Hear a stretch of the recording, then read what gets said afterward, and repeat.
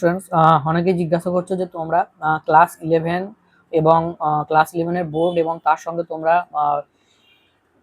যেই প্রিপারেশন একসঙ্গে কিভাবে নেবে।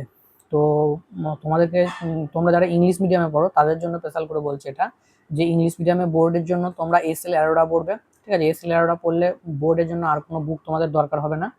আর যেই মেনের প্র্যাকটিসের জন্য তোমরা দুটো বই বলছি, একটা হচ্ছে সেন্ট গেজ ফিজিক্স এবং ফিজিক্স গ্যালাক্সি, এই দুটোর মধ্যে যে কোনো একটা করতে পারো।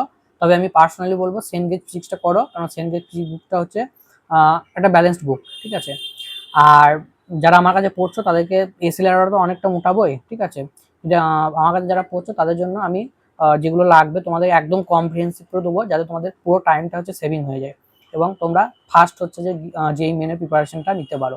কারণ একটা হিউজ প্রিপারেশন, তো সুতরাং পারফেক্ট স্ট্র্যাটেজির সঙ্গে এগুলো তোমার অনেক হচ্ছে হেল্প হবে।